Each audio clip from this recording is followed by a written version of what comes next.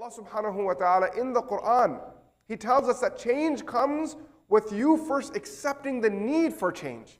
إِنَّ اللَّهَ لَا يُغَيِّرُ مَا بِقَوْمٍ حَتَّى يُغَيِّرُوا مَا بِأَنفُسِهِمْ. That a person has to want it. Change is easy. The process is not too difficult. It just requires some consistency and guidance.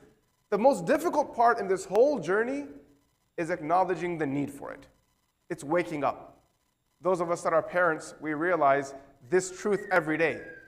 We want, for example, our children to do something, whether it's accomplish something great in sports.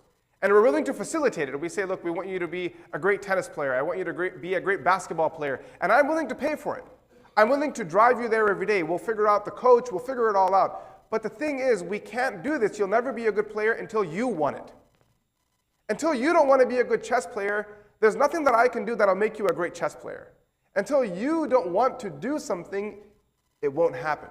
Just last night, I was speaking with a father, and he was sharing a situation, a little conflict that he had with one of his children, and it was over something small, like cell phone misusage and then grounding and this kind of stuff. So I asked him this question. I said, when you took away the devices from your child, are you sure that your kid knows why you did it? Because if they don't understand why you did what you did, you might feel like you're winning right now, but I'm telling you, your child is going to resent you for it. 10 years of therapy waiting ahead. Does your child understand? I need you to tell me that they understand. He said, I tried. I said, well, you got to try harder. That's what the parent's responsibility is. When you pass on a verdict to someone, whether it's a friend, a colleague, sometimes in a case where your parents are very old and you're in the midlife, the one that's carrying the responsibility of the home, and you need to communicate something very critical with them, even at that point, they need to understand why they're going through what they're going through.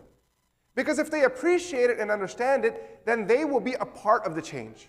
Otherwise, if they don't understand and if they don't appreciate, if there's no empathy there, then you are causing change in your own world, trying to impact them, but there's no buy-in from them, so there cannot be change.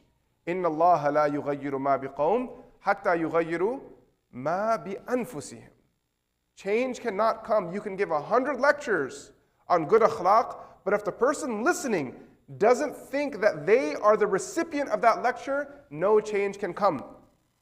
This is one of the reasons why one of the ulama, he wrote this. He said that why is it that we go to khutbahs every week? The Muslim ummah goes to khutbahs every week. Across the world, there are millions of us today, billions of us that are sitting in front of the mimbar and listening to a khatib deliver a khutbah on the Quran and Sunnah, but yet we lack to see change.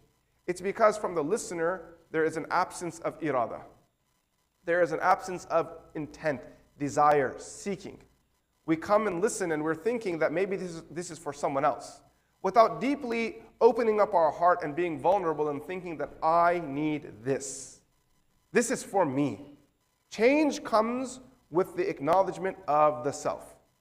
Therefore, there is a famous saying among the Ahlul Tazkiyah. They say, "Man arafa nafsahu arafa rabbahu." The one that knows himself, the one that knows his lower self, his ego. "Man arafa nafsahu arafa rabbahu." Whoever knows himself will soon, it could be a jaza, will soon, or as a result of this, come to know his Rabb.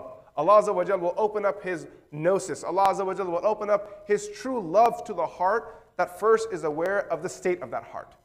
Because when a person is aware of the state of the heart, they can now start the correction. They can start the fixing.